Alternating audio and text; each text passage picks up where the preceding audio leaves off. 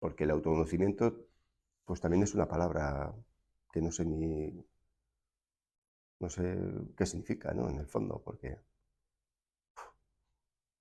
parece que autoconocimiento, vale, me conozco en mí de muchas cosas. Y el día previo a que me muera, ¿de qué me sirve todo eso? No hay otra cosa que, aparte del autoconocimiento, es ser consciente. No sé si alguna vez hemos visto esa sutil diferencia. A mí me parece súper interesante. La diferencia que existe entre las cosas que conocemos,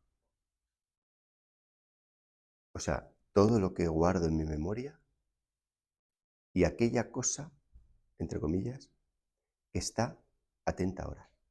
Y al estar atenta, no está recordando, está simplemente atento. Y de hecho, la sensación de estoy vivo va unida a esa constatación de estar atento. Luego me pongo a recordar las cosas, me pongo a pensar las cosas, y es una acción como de siguiente vuelta, ¿no? Como si hiciera otra acción por encima. Pero la previa es algo que está aquí y atento. Y se nos ha olvidado, creo que lo tocamos un poquito la semana pasada porque lo recuerdo en la edición. Estamos más preocupados por todo eso que podemos llegar a saber, por todo lo que podemos llegar a recordar, por todo lo que llegamos a planear y a hacer, que por simplemente prestar atención en algún momento a lo que significa y así tiene importancia, ¿qué es la atención? Eso es crucial, porque soy la atención. Soy la atención. ¿Ponemos la atención en algo? ¿Qué es? ¿Miro algo? O sea, igual que vosotros estáis poniendo la atención aquí y yo estoy poniendo la atención en vosotros, el hecho de estar aquí, sé que estoy aquí. ¿Ves? Y ahora me callo, pero hay una inteligencia que está aquí. Eso es más yo que cualquier cosa que pueda recordar. Y ahí constatamos de que hay algo que está viviendo, que no tiene un nombre, que no tiene y que es más visible, más perceptible o más imposible de contradecir cuando estoy en silencio. Sucede. O sea, cuando yo estoy atento de algo, hay un silencio. O sea, estoy en silencio. Porque si estoy pensando en ese cuento, nos damos cuenta que nos pasaba, a mí me pasaba mucho. Cuando era pequeño, Raúl, ¿está usted en las musarañas? ¿Qué eran las musarañas? Que un pensamiento te lleva a otro, te lleva a otro, te lleva a otro, y fantaseas y tal. Y estás recordando, o voy a bajar al recreo, o tal, o qué bien me lo pasé, tal, o cuando llegue a casa voy a jugar, vienen mis primos y no sé qué, y te has ido. Y el profesor te dice, estate atento. Y la acción de soltar lo que estás pensando, quedarte vacío de eso que estás pensando y prestar atención, ese momento en el que no vuelves otra vez a elaborar otra cosa y pensar otra cosa, que casi van juntos, pero hay un momento en el que tu atención deja de estar en el pensamiento y se centra en lo que ves. Ese punto que nunca, nunca, ningún profesor nos ha dicho, preste usted atención a eso. Ese punto es lo que, si los muertos pudieran hablar, dirían, eso es estar vivo. Eso eres tú. Eso es lo que te hace saber que estás vivo. Entonces, eso es importante, ¿no? Es importante, bueno, de hecho es lo más importante. ¿Habéis visto? Mira, os recomiendo una película, que supongo que la habréis visto, pero porque es de los 90, ¿vale? Pero es muy interesante. Se llama A propósito de Henry. ¿Os suena a todos? De Harrison Ford, que le pegan un tiro. es un abogado engreído y tal, y al pegarle el tiro pierde la memoria. Y vuelve otra vez, que tiene que volver hasta a aprender a hablar, a aprender a caminar y todo, a comer, no se acuerda de nada de lo que él había sido antes. Con lo cual, es un gran ejemplo de lo que en realidad las personas son. Sé que parece tan contradictorio con lo que el discurso normal entre todas las personas con las que nos relacionamos, que hablar de esto suena a chino, a raro, a ¿de qué sirve todo eso? Lo sé. Sé que puede parecer que no sirve para nada. Pero es muy curioso que siendo lo que verdaderamente somos, nadie nos haya dicho, oiga, presta atención a esto. Presta atención a la naturaleza de lo que en ese momento es. Porque puede que te diga de los momentos en los que te pierdes en las musarañas, primero, que te sea más fácil detectar cuándo empiezas a perderte en las musarañas y sobre todo a, a ver los límites del personaje que sucede en ese relato que te cuentas a lo largo de toda tu vida. Entonces te das cuenta, si fuera el Harrison Ford el relato que él trajo desde niño y que configuró cómo se estaba comportando en su carrera profesional, con su familia, etc., se vio truncado y comenzó de cero. Y empezó a ser otra persona. Pero el ser vivo que está ahí y que mira y que presta atención, sigue igual. El momento en que abre los ojos, sigue igual. Pero empieza a construirse una nueva psicología. ¿Qué ocurre con una persona que no requiere un accidente o que no le sucede un accidente, pero que su vida le está generando o su forma? Bueno, no culpamos a nadie, simplemente la vida me está haciendo daño. No digo pégate el tiro para que luego seas otro, pero ¿qué puedo hacer yo sabiendo que la configuración que tengo, bueno, pues por lo que sea, me hace sufrir de vez en cuando? ¿Quiero seguir así o miro a esa figura? Veo cuando me voy, cuando esa figura me atrapa dentro de mi relato y persigo determinados horizontes que ese personaje busca, ¿no? Y cómo me arrastra. Me arrastra la ira, me arrastra la tristeza, me arrastra los miedos, me arrastra la incertidumbre, me arrastra todo eso. Y no es ni bueno ni malo. Ha sucedido porque ha sucedido, no pasa nada. Pero ya que empiezo a darme cuenta que previo a esa respuesta hay una situación en mi biología de atención, puedo darme cuenta de muchas cosas, entonces eso es una llave, por así decirlo, para que posteriormente haya un cambio.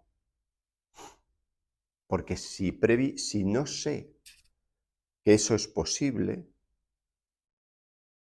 entonces sigo metido ahí, y entonces dentro de mi pequeño nicho trato de moverme y mis pasos son muy cortos, porque si mi hábito, como dijimos, es un surco con unas paredes muy altas y muy estrecho, mi capacidad de movimiento está muy limitado. Ay, es que esto me da vergüenza, es que yo esto no me atrevo, es que, claro, siendo todavía tú, esto te va a dar vergüenza y obviamente, ¿qué ocurre? Es muy interesante porque, fíjate, sucede de manera también indirecta. Hay gente que se mete a hacer teatro, a aprender a hacer teatro. Y entonces, el teatro, jugando, le coloca en una, quizá, ¿no?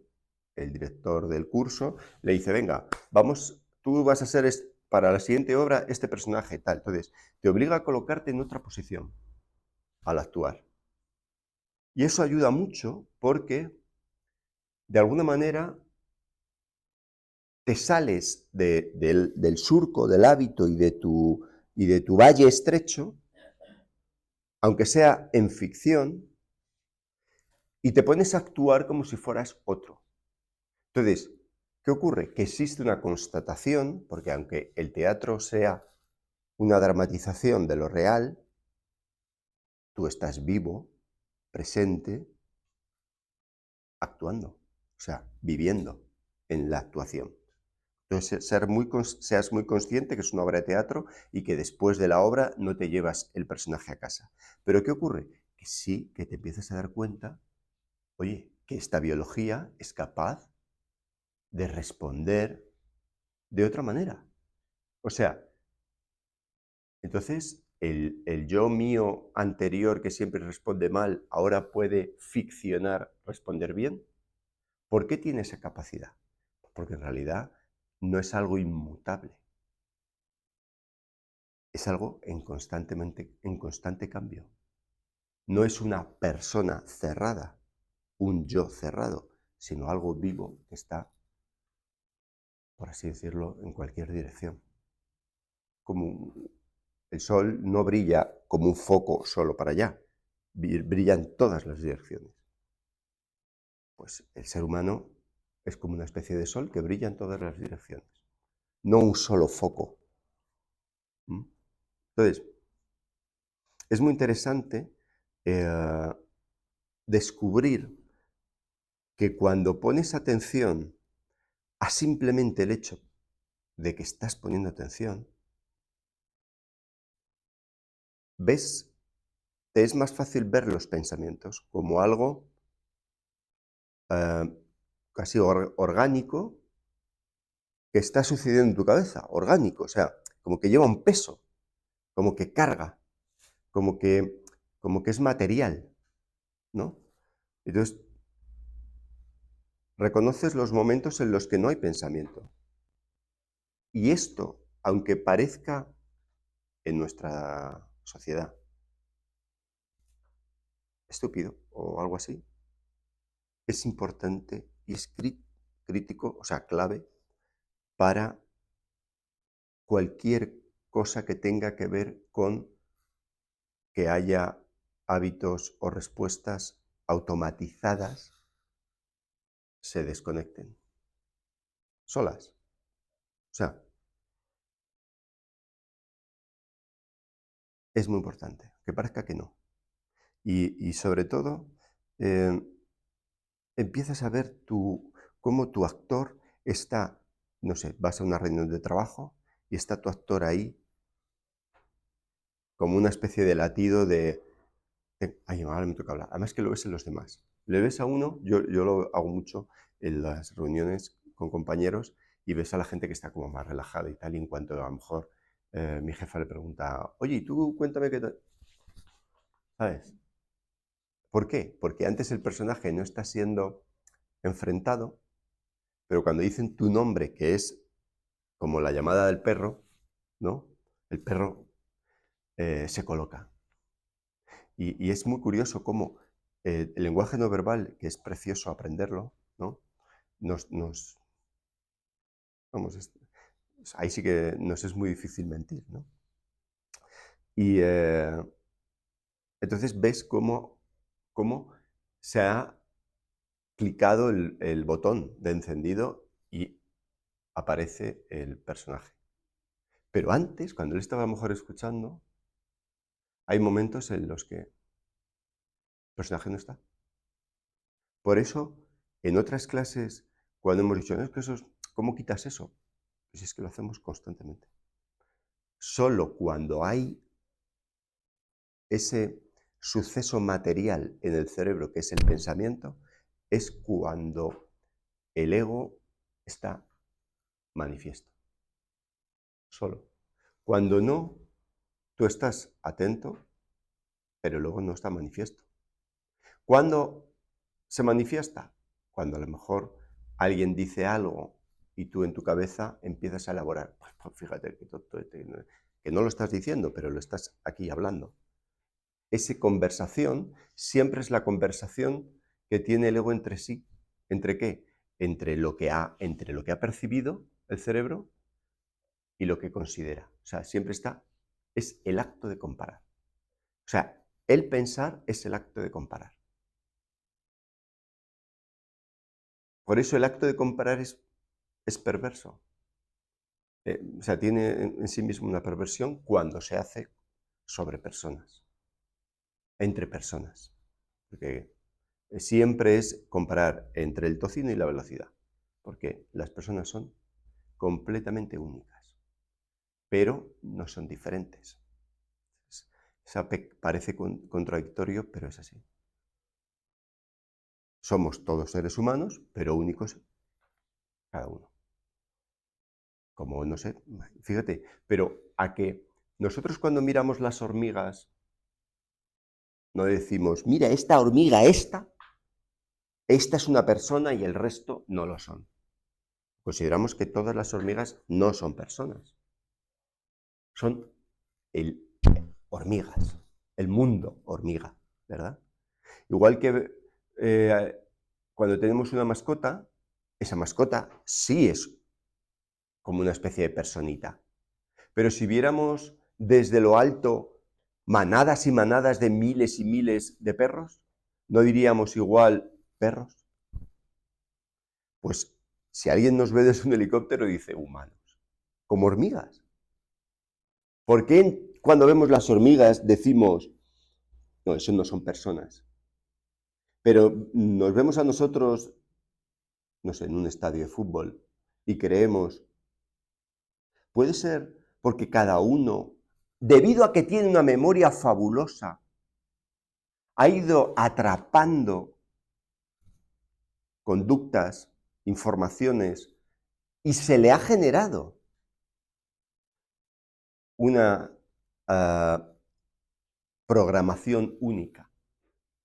Pero que esa programación única es también endeble, porque cualquier cosa la tira por tierra, la modifica, la tira por tierra, todo. Y entonces, joder, que todo lo que hablamos sobre el ser humano por dentro no es nada, papel mojado. Entonces, cuando alguien de los que hablan en las charlas estas nos dice autoconocimiento, pues estoy yo sentado ahí en la mesa, o sea, en la butaca, y lo estoy escuchando, y me dice, no, es que el autoconocimiento, digo, vale, entendido el lenguaje que habla, a lo mejor lo dice en inglés, y a lo mejor lo dice en castellano, y entiendo un poco, y me vale. La palabra. ¿Pero qué está queriendo decir? E incluso, vale, tengo todo el autoconocimiento del mundo, perfecto. ¿Y si mañana me muero? ¿Y si en realidad todo ese contenido es como...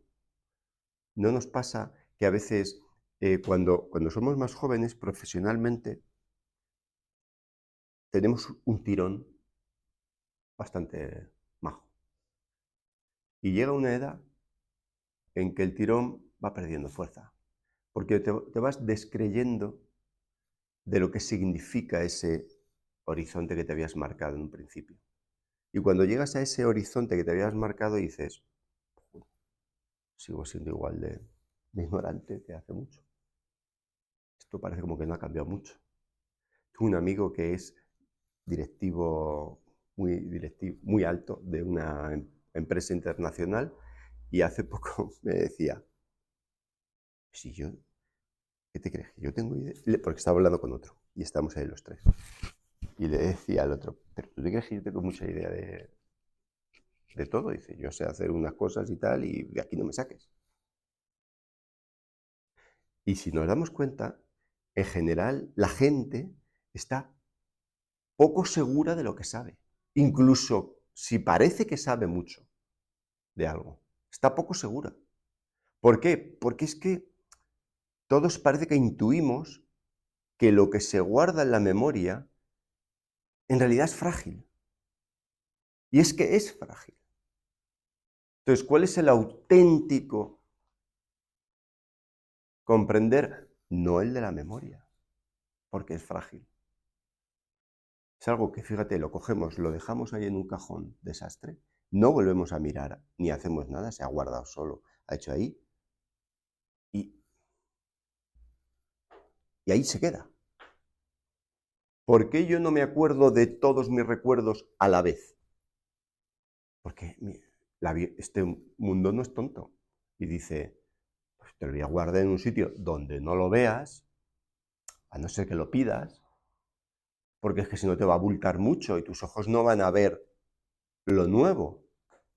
Si todos nos acordáramos de todo, a cada momento, tendríamos un colapso de saturación de información. Entonces, el cerebro retira y limpia. Lo guarda donde sea. No importa. ¿Con qué se queda? Yo voy a comer. ¿Cómo? Al día siguiente, ¿por qué no me acuerdo de lo que comí hace 3 semanas? Porque ¿para qué? Entonces, se limpia. ¿Y qué queda? Eso que queda será lo importante. Porque lo otro que se retira, bueno, pues es una herramienta, por si algún día lo necesito, la pido, aparece. ¿No nos ha sorprendido cómo, sin que nadie nos lo diga, desde que somos pequeños y vamos creciendo, y a lo mejor, no sé, con 14 años te acuerdas, por ejemplo, me acaba de pasar, como he dicho lo de 14 años y tal, me acaba de pasar el recuerdo de cuando tenía 8 e hice la comunión. Flash, una imagen. ¿Dónde estaba? ¿Qué he hecho yo para guardarla y para sacarla? Fijaos qué mágico. La pido y viene. Coño, ¿quién hay unos muñequitos de Amazon cerebral, que lo compro y me lo traen al instante? Joder, vamos, ni en dron. Pero fijaos que poco sabemos de nuestro yo, que no sabemos ni eso. Claro, te traen otra cosa. Claro, mira, eso pasa mucho.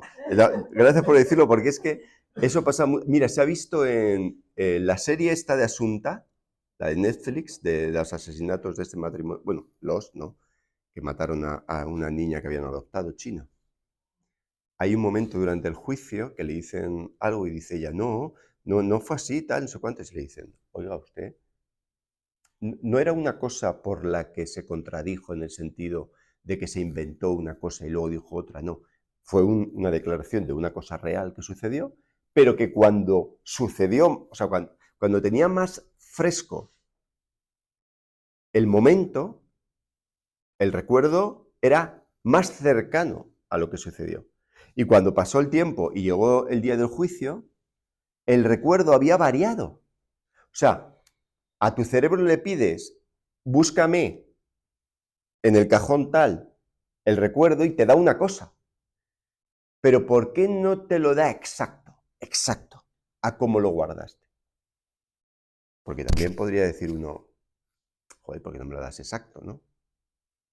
Primero, porque tú lo sueltas a un abstracto inconsciente. Y ahí hace lo que quiere, ¿no? Pero otra cosa, que es la misma naturaleza, está cambiando constantemente. Entonces, todo cambia, hasta eso.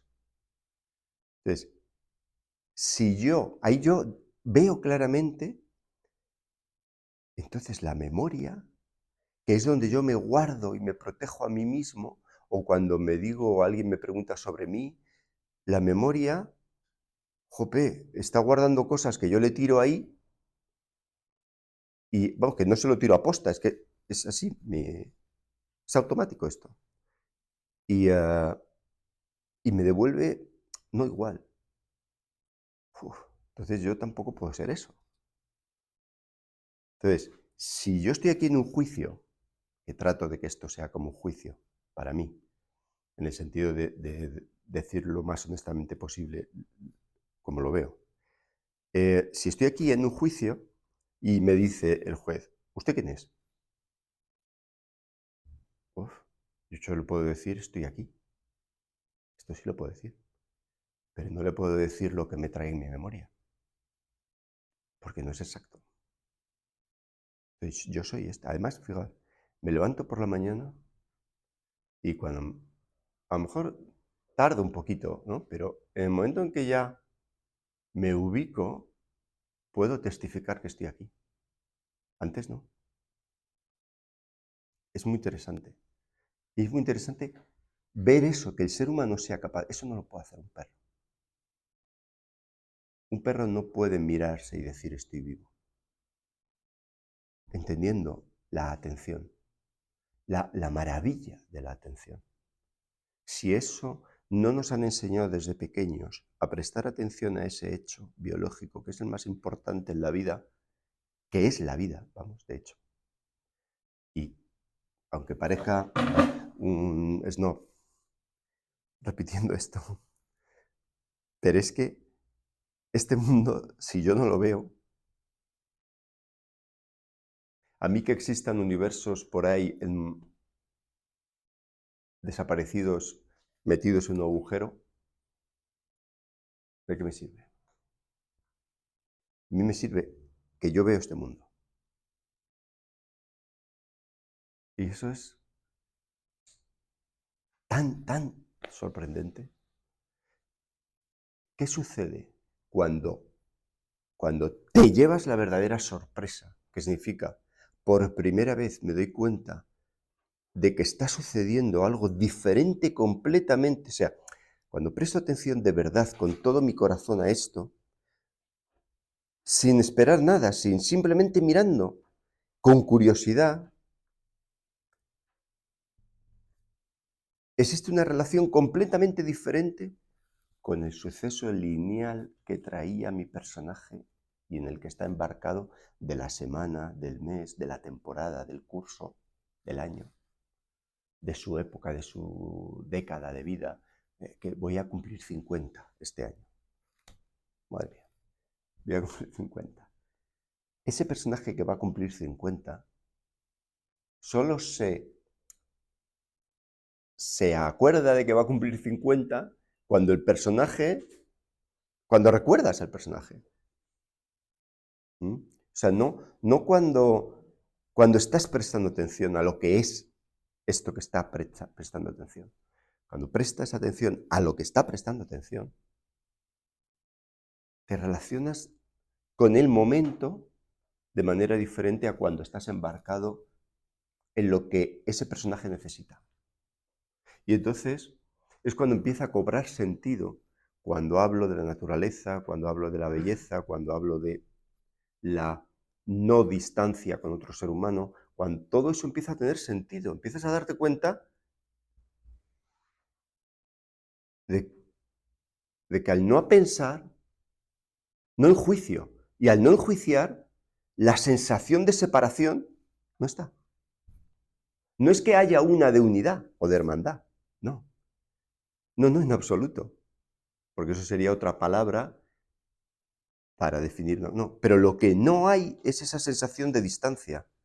Y entonces estás a lo mejor en el autobús o en el metro y ves a la persona de enfrente y a lo mejor es un señor sudamericano de 70 años que le ves con una bolsa de plástico que lleva comida y luego lleva una mochila y va en playeras el hombre, parece que todavía está trabajando y es muy humilde y claramente miras a través de sus ojos. Porque es que la memoria no está, el personaje no está, el relato no está, y tú sabes que, que eres también lo que mira a través de los ojos de él. Y entonces hay una sensación de que todos los seres humanos son tú mismo si estuvieras en sus zapatos. Da igual que sea una mujer un niño, da igual, un anciano, da igual. Si tu estado de atención se pusiera en su cuerpo, con las herramientas a su disposición, de su memoria, sus recuerdos y todo, eres ese. Es como si y no, de verdad que no es una cosa, no trato de hacer ninguna cosa como de tipo raro que se inventa un truco, que no va por ahí. Va por el hecho de que cuando tú prestas atención al hecho de la capacidad de prestar atención, hay una perspectiva diferente con el diálogo constante del pensar. En la vida, me refiero. Cuando estás dialogando en el pensar, estás a tus cosas, estás como metido en ese valle, en ese surco, en ese hábito. Pero cuando te das cuenta de que estás vivo y la importancia que tiene eso y el valor que tiene eso, entonces ves a los demás que están vivos, ves a los demás que tienen sus problemas, ves a los demás que tienen su circunstancia única en la historia, que han partido desde su único lugar y tienen su única configuración, con todas sus problemáticas. Obviamente, la inteligencia no se desresponsabiliza de la certidumbre de eso. En el sentido, no se va diciendo esto no es importante. La inteligencia advierte que eso es un hecho insólito. Y yo pienso que esa es la puerta que abre el valor de la vida. Cuando hablan del valor de la vida en los medios de comunicación, etc., a veces se utiliza esas frases creyendo que pertenecen a una ética, de unos derechos que se escribieron en su día, en no sé qué. Previamente a escribir cualquier lista de derechos, previamente a imaginar cualquier lista de derechos, previamente a elaborar cualquier lista de derechos, lo que pretende proteger el derecho ya estaba. O sea, la vida es anterior a la elaboración de derechos. Con lo cual, la constatación de la importancia que es la vida tiene que ser tuya antes de la memoria. O sea, no digo antes de que te lo dijeran, sino la tienes que ver tú sin la necesidad de recordarlo, sin el esfuerzo de recordarlo, memorizarlo. Entonces, tu inteligencia puede constatar la certidumbre del valor de la vida simplemente y sin ayuda de nadie, simplemente tú, mirando. Mirando. Entonces, si tu curiosidad no se sorprende del hecho de estar vivo, es que probablemente el empuje de la inercia del personaje en su relato te está cegando. Y entonces llegará un momento en que tengamos 70, 80, 90, el año que sea, pero a lo mejor comenzaremos a sentirnos inquietos por la urgencia de descubrir esta incógnita.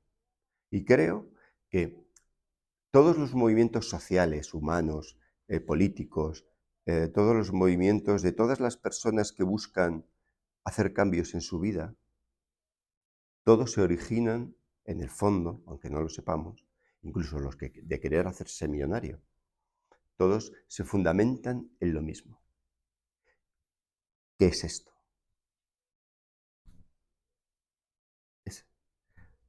Tratar de revelarlo, a veces la gente cae en esas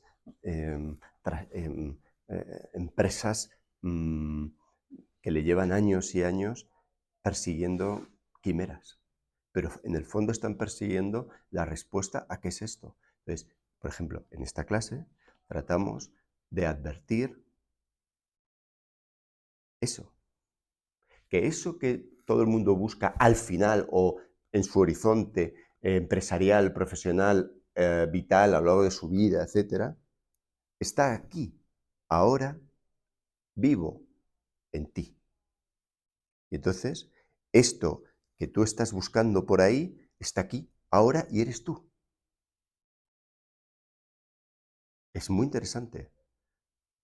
Todo lo que han perseguido los místicos, con el más allá, etc., está aquí, aquí.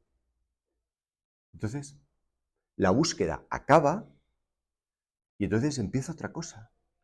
Porque ¿qué es una búsqueda? Una búsqueda es una zanahoria, pero si yo no sé qué busco, toda búsqueda es parte de alguien busca algo.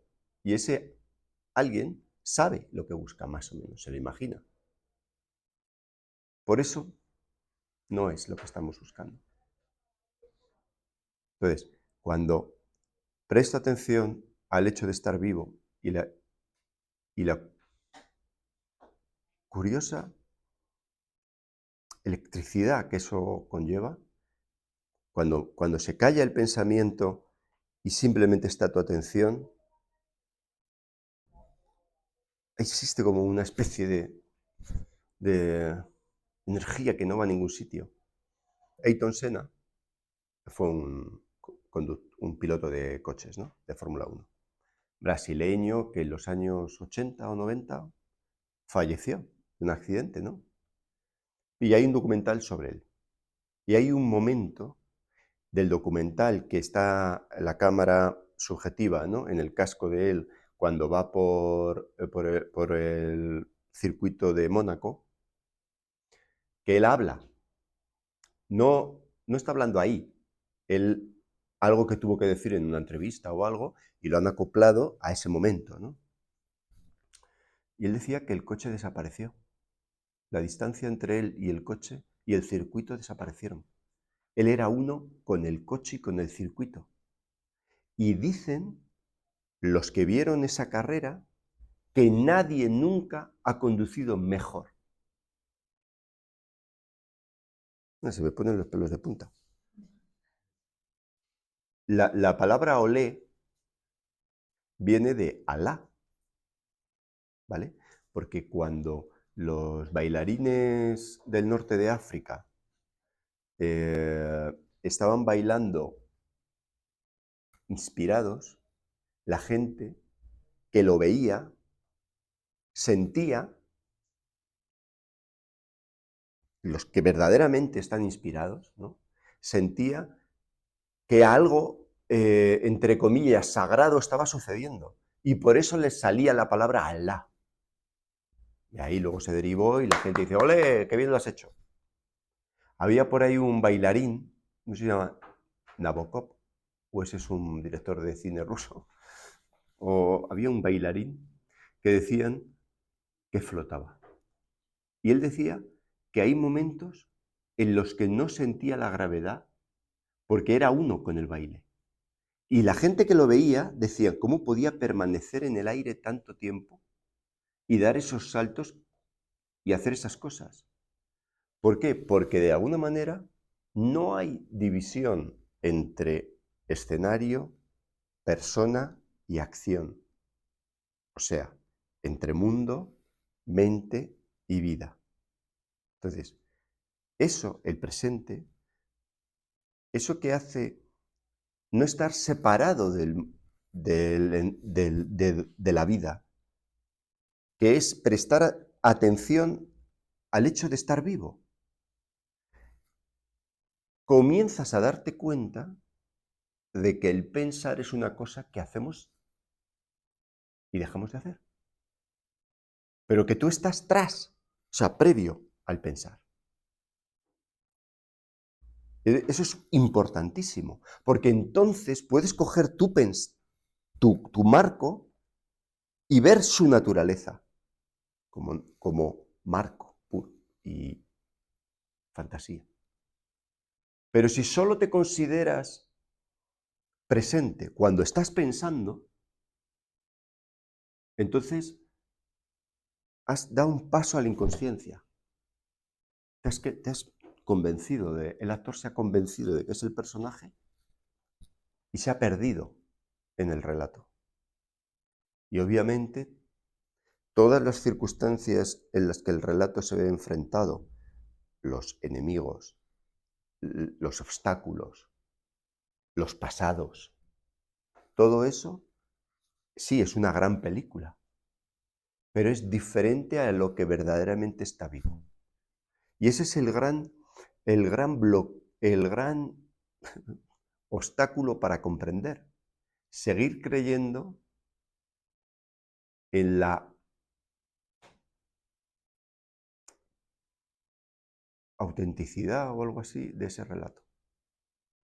Que ese relato está ahí y todos tenemos en nuestra memoria eso. Bueno, si yo llego hasta aquí y ya tengo eso en la memoria, ¿qué hago? Y además, ¿dónde me voy a romperlo? Esa gente que dice, no, es que tienes que hacer una constelación, o te voy a hacer una hipnosis, y te voy a hacer, ¿cómo se llama? Programación neurolingüística para que cojas un recuerdo y lo transformes y entonces ya verás cómo te afecta de otra manera. Perfecto, pero ¿para qué? Si es que yo soy esto que está vivo aquí y ahora.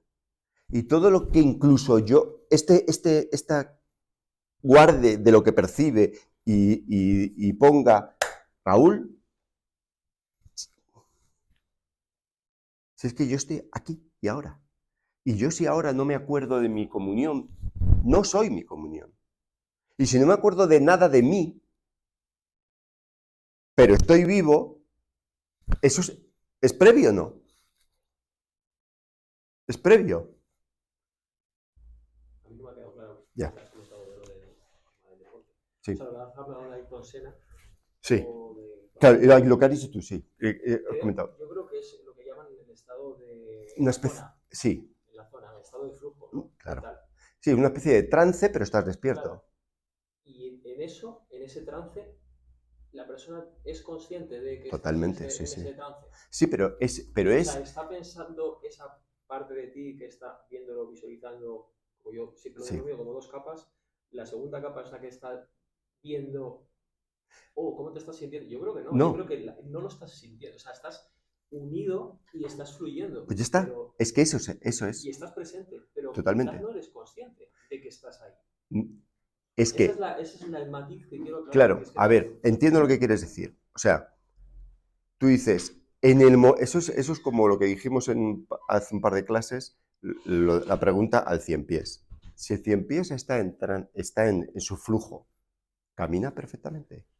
Pero ahora, si el cien pies en ese momento dice, coño, qué bien camino, o cómo lo hago, cómo lo elaboro, cómo hago ese caminar, empieza a tropezar.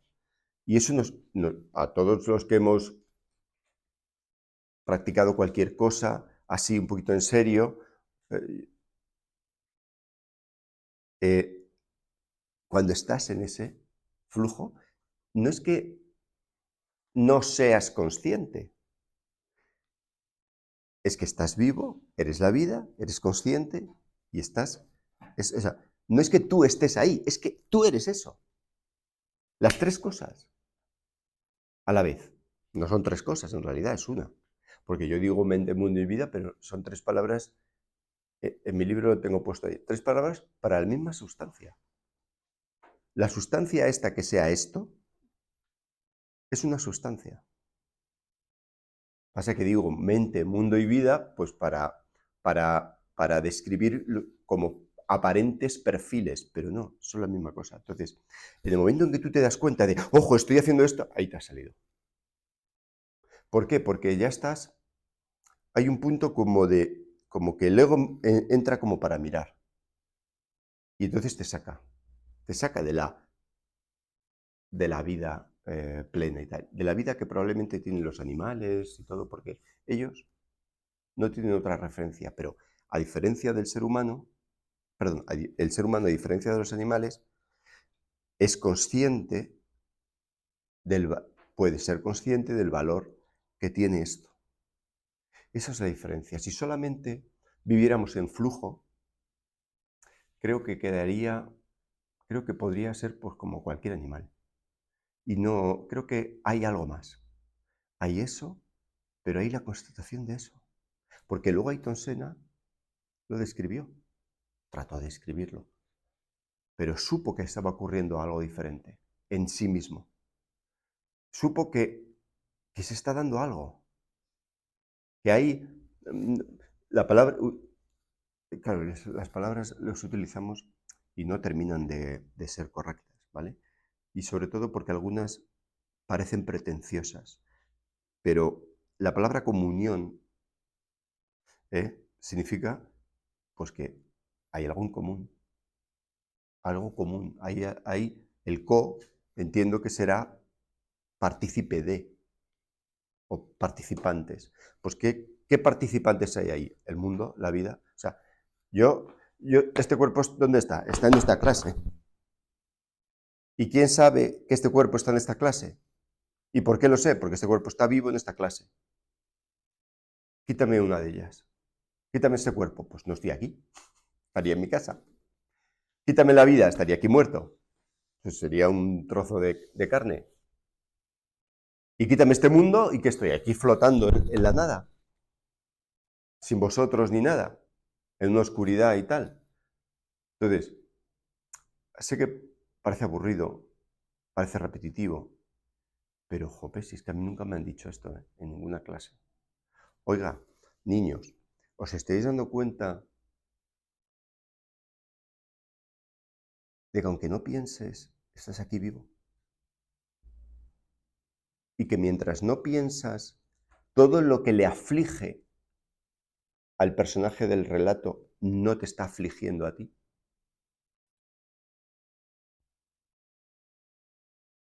No quiere decir que de repente mi hipoteca se haya pagado. Quiere decir que veo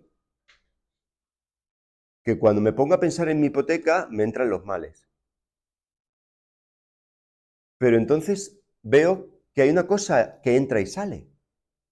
¿De dónde entra y sale? ¿A dónde? ¿Desde dónde? ¿Hacia quién? Entonces veo que hay algo que aparece y desaparece. Entonces yo no soy mi hipoteca ni mi problema de la hipoteca. Que sí, que veo que tengo ahí una cosa que pagar y me motiva, si quiero, a hacer algo por pagarla. Pero imaginaos que no me importara para nada que el banco se quedara con mi casa. El problema había desaparecido. Si me tocan 100 millones en el euromillón, ¿qué problema de la hipoteca tengo? Con lo cual es un problema siempre momentáneo. Si mañana me voy a morir y mi hipoteca solo está a mi nombre, o sea, no se la dejo a ningún familiar ni nada, ni a mi mujer para que la tenga que seguir pagando, se la come el banco. Si mañana me muero, ¿qué problema tengo con mi hipoteca? Ninguno. Si es que, entonces, o no sé, vas andando por el campo, por los Pirineos,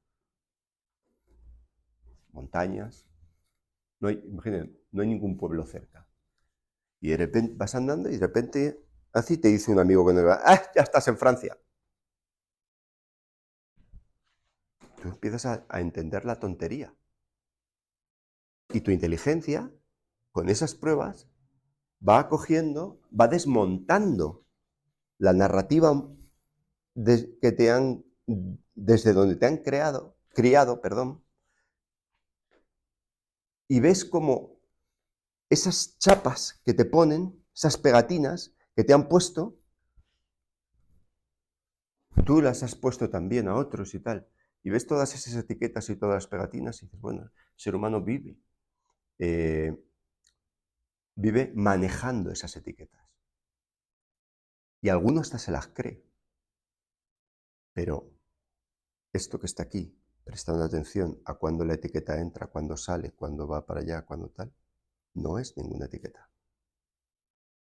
Entonces, si tiro del hilo a aquello que estoy descubriendo de que no soy una etiqueta, ¿qué, entre comillas, sabiduría me proporciona? esa consciencia? Pues un análisis completamente diferente al análisis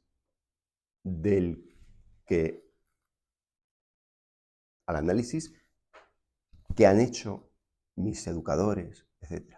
Las lógicas, todo eso, las lógicas de los matemáticos, de los tal. Tiene que ver. Es algo diferente.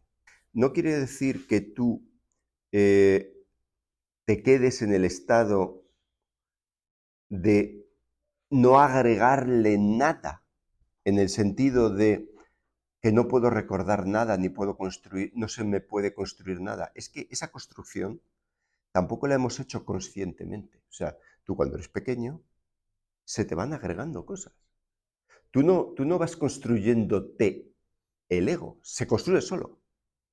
La personalidad, la psicología, la estructura, esa arquitectura sobre la que tú te sustentas y te sientes que recuerdas quién eres, etc., eso se te construye solo.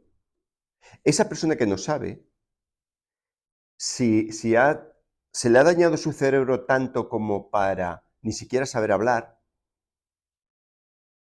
con lo cual no sabe lo que significa las relaciones de pareja, de familia, no sabe ni siquiera qué es ser en el mundo o estar en el mundo, ni la obligación que el mundo te hace de que seas alguien, ¿vale? Entonces, va a empezar de cero. Incluso las presiones de la familia y venga, averigua quién eras y todo, y él, el sentirse eso, va a ser, pero desde cero, y le va a suceder. Pero es toda la configuración social, humana en la que vivimos, la que te dice, tienes que ser alguien. Porque no es verdad que desde pequeños todas las familias le han dicho a sus hijos, cuando seas alguien, cuando seas mayor, siempre. Y no es malo ni nada. Yo, de hecho, no rechazo en absoluto que eso exista, en el sentido de que eso lo tenemos en nuestra memoria y es el marco de referencia de las cosas, todo eso lo que quieras. Cada ser humano es único, parte de un único lugar y tiene una configuración única. Es que eso existe. No te digo ni que sea ni necesario ni no necesario. Es que va a suceder porque existe la memoria, porque existe este cuerpo que te va a dar ya una posición en un planeta o en el espacio. Entonces, aunque haya perdido toda la memoria, hay una cosa que me va a separar ya de él y va a hacerme a mí, entre comillas, una persona, que es, yo veo que uno es otra cosa diferente. Por eso me da miedo, oye, qué grande una montaña, oye, qué grande el océano, oye, qué grande un edificio, ¿no? Entonces yo soy indefenso y entonces mi psicología empieza a guardar todo lo que pueda protegerle y se construye una forma de protección. Y eso es natural. Y como dices tú, es necesario. O sea, no es que sea necesario, es que es natural. ¿Qué ocurre? Que es natural también si he perdido la memoria y tal. Lo que pasa es que el condicionamiento de los demás, si me dice tú eras aquel, he perdido ya algo. ¿Tú qué has perdido? ¿Todavía no has perdido nada? O sea, no eres y ya alguien te ha dicho que has perdido. Te han dicho, es que has perdido la memoria, es que te has perdido no sé cuántos años y trato de recuperar. El que unas cosas sucedan en momentos tempranos a empezar a ser consciente de estar vivo, cuando eres niño, después de un accidente, ¿m? Con eso del adoptado, que es previo, no quiere decir que no exista una maduración posterior de lo que es el ser humano. Yo entiendo, mira, el otro día, no viniste la semana pasada. No. Vale. Mira, dijimos una cosa muy importante. En general, el 999.000 de un millón, nos preocupamos por nuestra vida. Y no digo ni que sea bueno, que sea malo. Es un hecho, ¿no? Nos preocupamos de nuestra vida.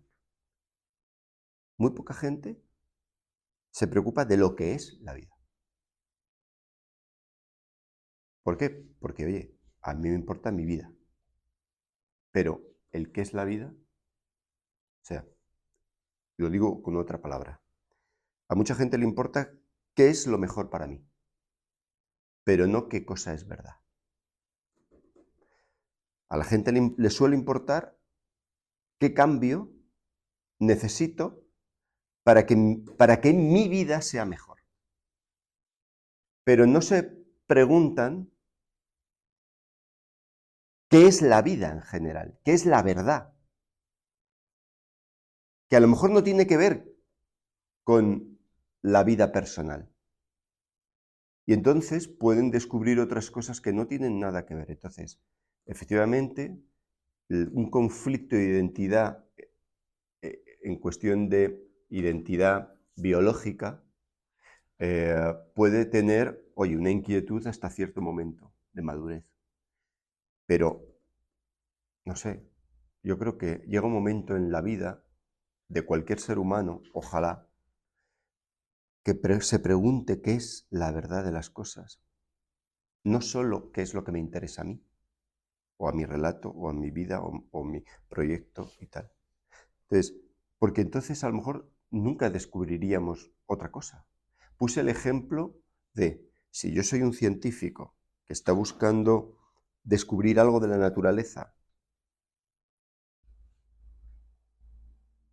pero le motivan los impulsos de ganar el premio Nobel, y a lo mejor eso le hace modificar la libertad para descartarse a sí mismo como por ejemplo, si casi estoy a punto de conseguir eso, casi estoy a punto de descubrir eso que busco sobre la naturaleza, y llega un competidor de otro laboratorio de otro país y lo publica, y a mí me importase en el sentido de, joder, ya lo publica el otro. Eso delataría que mi búsqueda en realidad no es del todo limpia, porque hay un interés de que algo me mejore. Es complicado mirar ciertas cosas más allá o hacer ciertas cosas más allá de lo que el que dirán. Esto pasa a determinados artistas que se preocupan por el que dirán, más allá o acaba influyendo a su obra. Y los ves a lo mejor en que las primeras obras son de un carácter más libre y después se van repitiendo. ¿Por qué? Porque han visto que al público le gusta esto y entonces van repitiendo por ahí. O sea, ser completamente libre y honesto con lo que sale de tu expresión es muy diferente de ser libre dentro, o sea, de ser creativo dentro del personaje. Y eso veo muchos influencers que buscan más los likes que su creatividad, que su expresión verdadera. ¿Por qué? Porque están tratando de dibujar y modelar a su personaje dentro de un proyecto de fama o lo que quieras. O sea, estoy de acuerdo contigo. Entre comillas, no es que sea necesario, es que sucede. Es que sucede y existe. Existe en el sentido de que es un hecho que le sucede a los seres humanos en esta... Es que no tiene comparación ninguna con la sorpresa de estar vivo, en mi opinión. No tiene ninguna comparación. No, o sea, me refiero que cuando la gente dice el autoconocimiento, quizá pretende que es muchas de las cosas que hemos hablado aquí, de los juicios y tal, no sé cuántos. Pero no sé, porque todo el mundo, mira, todo el mundo quiere vender algo. Todo el mundo cuando va a dar una charla tiene que contar algo. Y si yo digo que el autoconocimiento es eso, pero que eso en realidad no somos eso, y que es lo que está vivo aquí en silencio y dispuesto y no sé cómo decirlo, latiendo. No tengo nada más, ni nada menos, pero no tengo ninguna cosa elaborada, no puedo hacer un producto. Entonces, como no puedo hacer un producto, joder, nadie me compra. No hay nada. O sea, decirle a la gente que tras toda la vida de esfuerzo, de tratar de aprender, no hay nada. Nada en el sentido de alguna cosa, de vender. No queda nada, se va a borrar. Fijaos que si es que además es súper cierto, porque de la misma manera que, o sea, es que cuando muramos, todo eso que hemos creído ser y hemos querido proteger y guardar y tal, acabó. Entonces, no, espera, es que hay algo diferente. Acabó eso. Pero ¿qué cosa no acaba? Eso sí acaba. Por eso te digo, no le des más importancia a eso. O sea, todos esos recuerdos, todo ese ego, todo eso va a desaparecer. Pero hay algo que está vivo aquí ahora, que si haces el ejercicio de no irte a ningún sitio nada más que quedarte, eso te va a decir que no es la memoria. Entonces no es la muerte. Lo dijimos, lo dibujamos el otro día. Esto no sé si sale en el vídeo, es igual.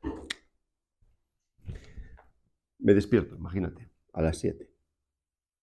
Consciente. Y me duermo a las 23. Inconsciente. Hasta las 7. Consciente. Si del inconsciente no soy consciente, solo queda consciencia. ¿La memoria qué es? ¿A dónde va? La memoria va al inconsciente. De hecho, yo hago todas las cosas en mi vida y tal, y ahora, aunque tengo muchas cosas en la memoria, porque si me preguntáis cosas de fútbol, de películas, de tal, pum, pum, pum. No sé de dónde las saco, no sé cómo sacarlas. Salen. ¿Salen por qué? Porque tú me has preguntado. Si yo os digo elefante rosa, os he sacado, y vosotros no sabéis cómo ha sucedido, pero yo os he sacado un elefante rosa en vuestra cabeza. Entonces, si aquí está la vida y el mundo, porque no son tres cosas diferentes, consciente es la mente, vamos a poner,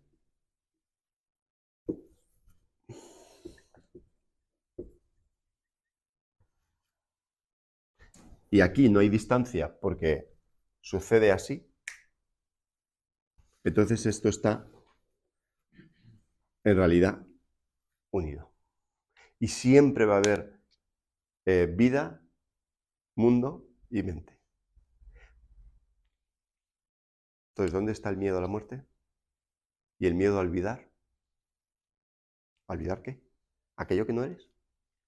Si aquello que está vivo, la vida, sucede sin contenido, aquí, presente y en silencio. En silencio en el sentido de que no necesita agregarse una etiqueta. Por eso sucede en silencio. Que en la vida hay música, hay ruidos, hay viento, hay olas, por supuesto, volcanes, gritos, risas, todo lo que quieras. Pero el momento en que la risa que ocurrió se guarda, se etiqueta y se protege, estás tratando de comerte un cadáver. Por eso, a mí que me gustan mucho ¿os acordáis? Mira, es muy interesante, es muy bonito. Cuando crucifican a Jesús, pasan 3 días y resucita. va una mujer a acudir a la cueva, ¿no? Donde estaba la piedra y tal. Y se encuentra con una persona, ¿no? Y dice, ay, estaba aquí su cuerpo, ¿no? Y dice, mujer, ¿de qué te preocupas? ¿Por qué buscas entre los muertos al que está vivo? Es eso. ¿Por qué buscas entre los muertos al que está vivo? Olvidaos de religiosidad, ¿vale? No va de capillitas, no es necesario creer en nada. Pero creo que esa persona, ¿vale? Es exactamente, por lo que dices, que es exactamente eso. Bueno, ¿por qué buscas entre los muertos, o sea, en la memoria de quién fue, aquella cosa que está viva? Que no es una cosa que pueda morir, porque está siempre viva. La vida es eso.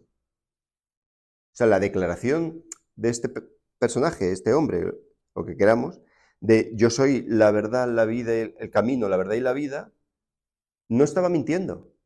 No es porque él lo sea a distancia de cualquiera de nosotros. O sea, como solo él y nadie más. Pero es consciente de que es eso. En el mundo práctico de los lunes y martes, aunque nunca nos han hablado de esto, y creemos, cuando nos hablan de esto, que está lejísimos de los días lunes y martes, va a llegar un lunes y un martes en que nos vamos a sentir con urgencia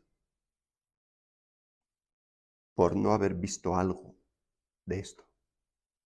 Va a llegar un lunes o un martes con, ojalá no lo quieran, con que a lo mejor es, imagínate el año que viene, uno por lo que sea, no sé,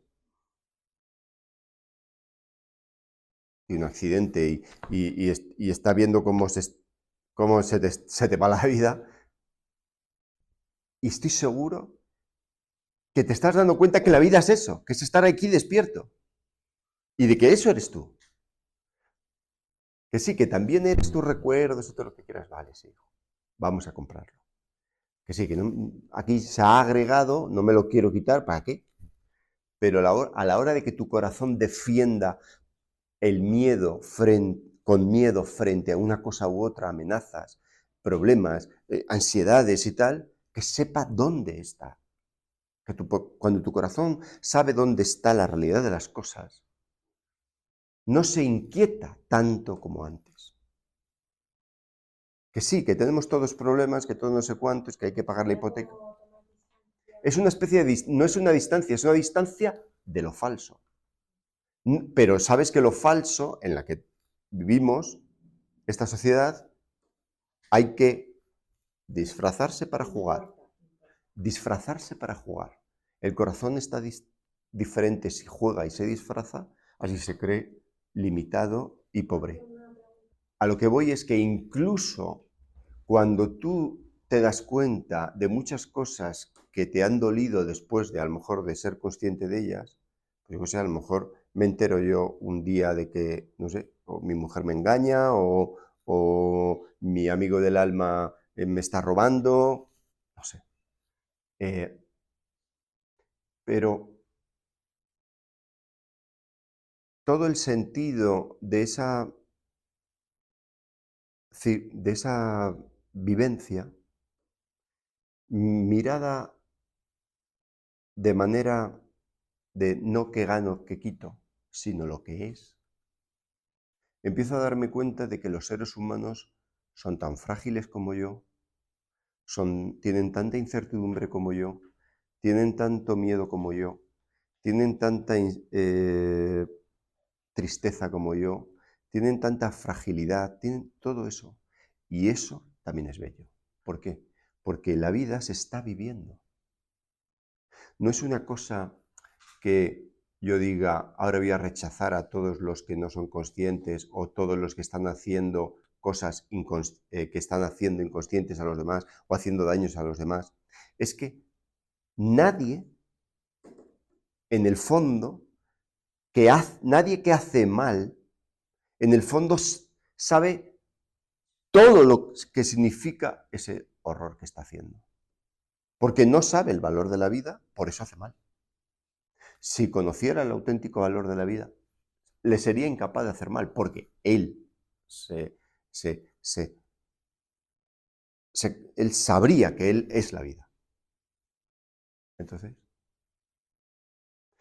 pero no hay que quedarse en la respuesta primera, que es siempre la del personaje, que en el fondo es muy infantil, porque es muy limitado, está todavía aprendiendo, ¿no?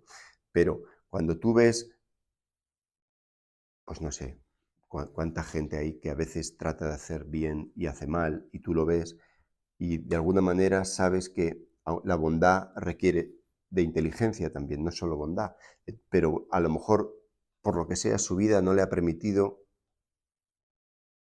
no le ha generado nada que le haga chirriar determinadas cosas y él sigue comportando así.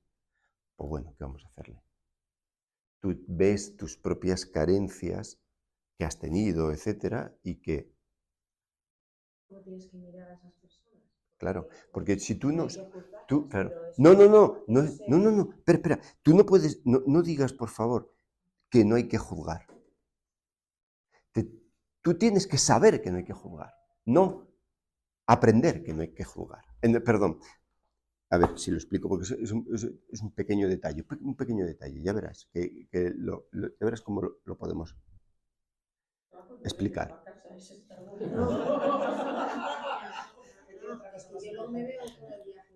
Ya, no, escucha. Pero, no, mira, cuando uno juzga y se ve que juzga, o sea, tú ves a ti mismo cómo te sale el juicio, la otra es que es gil, ¿vale? Si tú haces, después de ver que estás juzgando, el acto censurador del... ¿Cómo se llama la gente que se considera muy ética?